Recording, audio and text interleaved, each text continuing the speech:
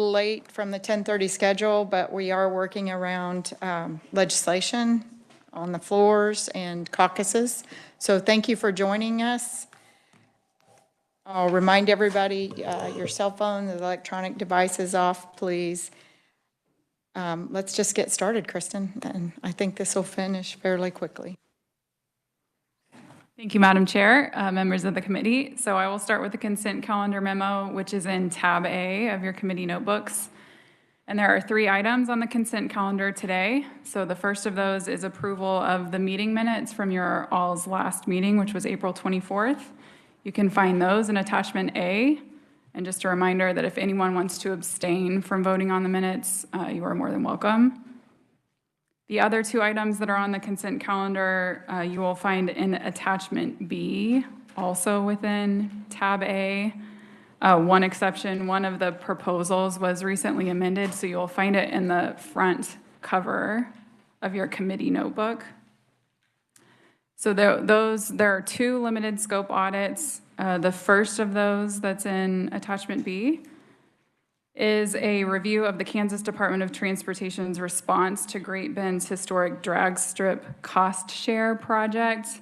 So this is a smaller form of an audit that you all had in front of you at the April meeting.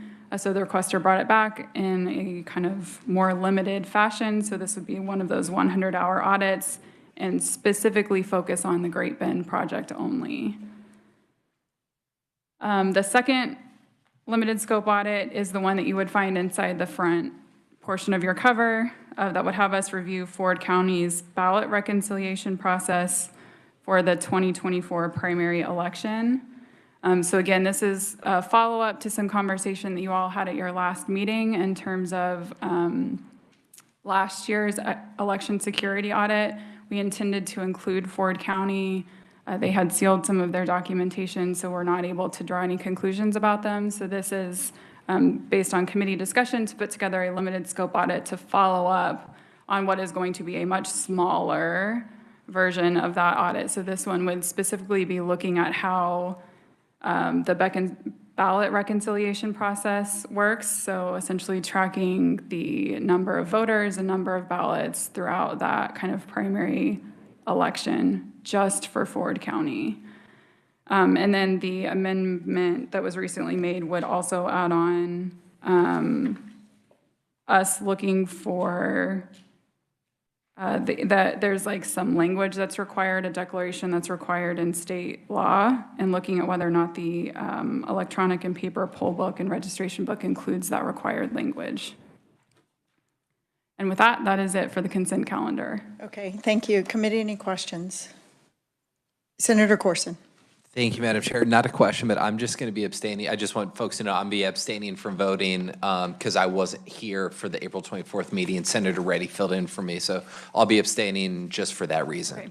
So Senator Corson, would you like us to strip out the minutes so that you can vote on the rest of it, or? If you'd be willing to do that, I would appreciate that. Thank you, Madam Chair. I wouldn't have offered if I wouldn't. Oh, so. Thank you. Thank you. I didn't think about that. Thank you for thinking of that. I appreciate that. Okay, you're welcome. Since there is objection, we will take 2 different votes. We'll vote on the minutes, and then we'll take a vote on the rest of the consent calendar items. Okay. So all those in, is there do we need a motion on the minutes since? Okay, I'm great. looking to our revisor. I'm not sure that we need to do, I mean, up to you, but I'm not sure that we need to do that to separate them out. I think if you want to abstain on the minutes, we can proceed with the rest. That would be great. Okay, that's since it's not an objection. Okay, wonderful. Okay, so any other discussion? Seeing none, all those, the consent calendar, if there's no objection, we're finished. Okay, great. So it passes without objection. Okay, wonderful. Thank you, committee. Thank you. Next, our item agenda is Tamara on the ballot bag access. Thank you, Madam Chair, and good morning, committee. I don't often get to stand before you in this committee, so I will introduce myself. I am Tamara Lawrence with the Office of Revisor of Statutes, and I have been asked to address the committee's ability to access the 2022 election information that was sealed by Ford County, which did prevent the auditors from viewing that information during the 2023 election security audit. You should have a memorandum from the Revisor's Office that addresses the Division of Post Audit's authority to access information, and it also addresses this committee's compulsory process power as an investigating committee, including the power to subpoena documents. So first, I just want to reiterate what was discussed at the April meeting in the discussion regarding Ford County, that the Legislative Post Audit Act does give the Division of Legislative Post Audit, or LPA, the authority to access all books, accounts, records, files, documents, and correspondence of or in the custody of any person or agency that is the subject of an audit. The first part of the memo addresses that authority to access that information, but I did want to reiterate that as that was part of the April discussion with Ford County. The memo also addresses non-compliance with an audit, and you can see that at the top of page 2 of the memo. Specifically, KSA 461115 states that a person or agency who fails to comply with an audit could have their state funds withheld until they do comply. And then I also want to note that KSA 461116 provides that an intentional failure to make records available for post-audit is a Class A misdemeanor. So that is the first part of the memo on post-audit's authority to access information. So now I'm going to move into the second part of the memo, which begins at the bottom of page 2 and does address this committee's authority as an investigating committee to access information. So Article 10 of Chapter 46 of the Kansas Statutes Annotated designates certain committees as investigating committees and also grants those committees the power of compulsory process, which includes the power to subpoena individuals or documents. So KSA 46-1001 explicitly designates the Legislative Post-Audit Committee as an investigating committee, which empowers this committee with compulsory process authority, like I noted. And with that authority, this committee may issue subpoenas and subpoenas duces tecum to compel the production of specific documents and records. So state law provides this committee with the power to issue a subpoena that would compel the Ford County clerk to produce the documents that were not provided during the audit. In order to do that, it would require a majority vote of all members of the committee. If the committee would like to pursue a subpoena, the Office of Revisor of Statutes, including the revisor himself, would work with you, the committee, and you, Madam Chair, on how to proceed with the specific items that would need to be done to pursue that.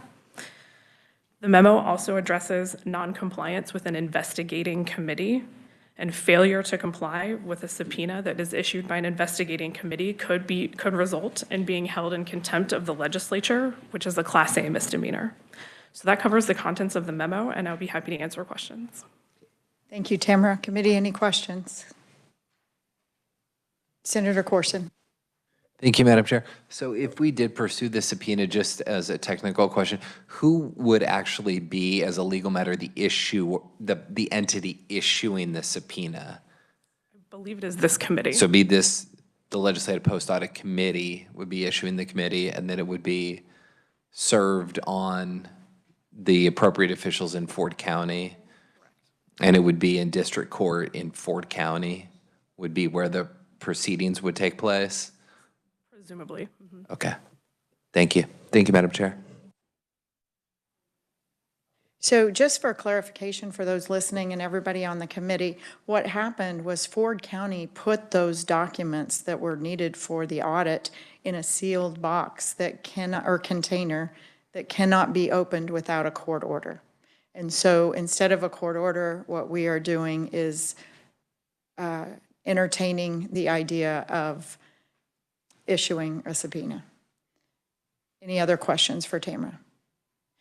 I do have a question. As you said that the committee has to decide a majority vote. Can we take that vote today?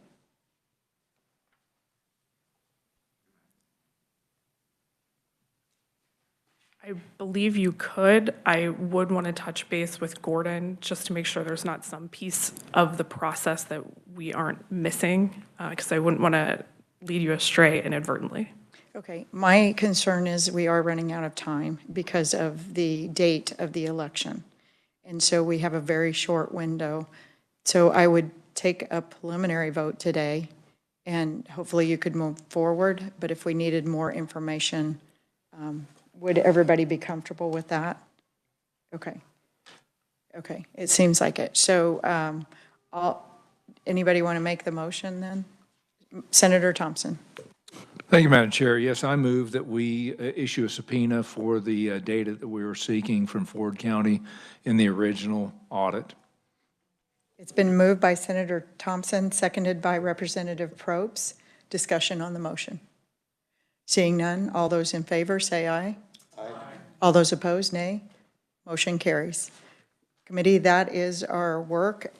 We do need to decide a date that we will be meeting next. It says next meeting date.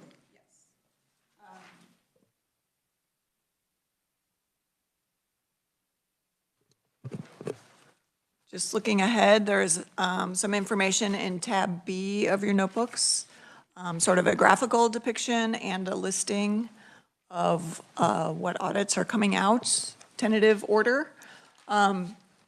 The committee, it's your choice as to meeting dates. Here's what would be covered depending on which days you choose going forward. So committee, it looks like either October, November. What do you think, committee? November? Maybe the second or third week in November. Actually, let's go for the third week. That way you can pick up signs. So, sorry.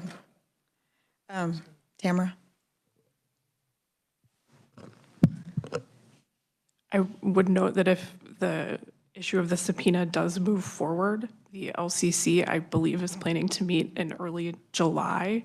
And so you might have to have additional meetings other than the next meeting. Okay, the so subpoena let's process, do this, just committee. FYI. Tentatively, we'll schedule and we'll send you an email. That way we're not wasting your time today. Okay, wonderful. Any other business to be brought before the committee? Seeing none,